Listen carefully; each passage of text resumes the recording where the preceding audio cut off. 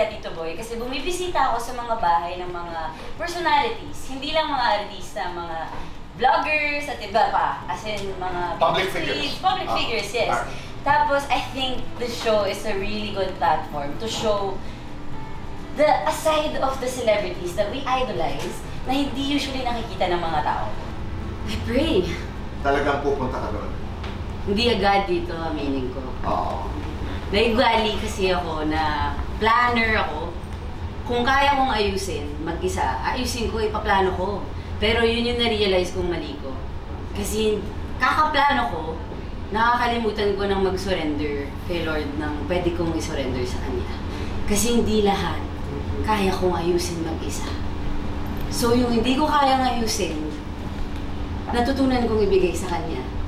Nung nagawa ko yun dito, dun ko lang na-feel yung peace. Somehow yung months na wala akong trabaho, na-depress ako, sinisi ko sarili ko. Tapos with the PCOS, tumaba ako. Kaya na-connect ko yun, nakasalanan ko, ba't ko hinayaan sarili kong tumaba, kaya wala akong work. So, yung hate sa sarili, I think doon ang galing yung depression. Kahit anong pep talk ni Paul, may bigat sa puso ko. Tapos, napagod ako one day, nagising ako, sabi ko, tama na, pagod na akong magising na malungkot ako. I have to do something about it. Do you see yourself getting into politics? Right now, dito hindi talaga. I don't see myself going there. Pero, ang tingin ko po kasi, ang pag-aartista at ang politiko, yung pinaka-common thing dyan, yung service sa tao.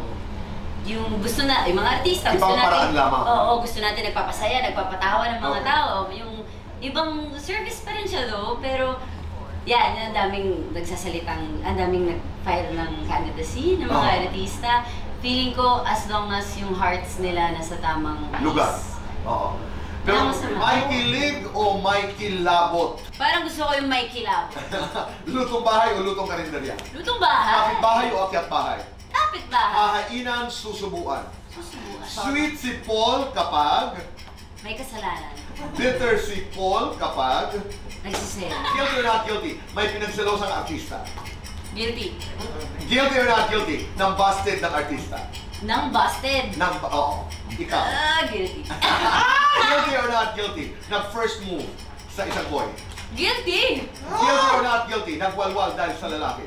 Guilty? Ano ba lahat guilty? Dito! Lights on or lights off? Lights on. Happiness or chocolates? Chocolates ngayon. Best time for happiness and chocolates. Any time of the day. Complete this. Ang mabait na kapitbahay ay hindi madamo.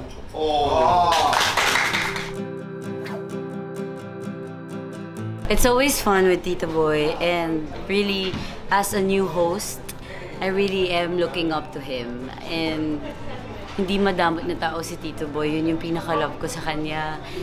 I'm so grateful na he's been a good mentor. Hindi siya naging madamot sa guidance. Nag-message yan, tumatawag. Actually, hindi siya masyado nag-message. Mas tawag siya. Ang swerte ng mga artists like me na meron kaming mga kagaya ni Tito Boy na nag-guide sa amin dito sa industriya.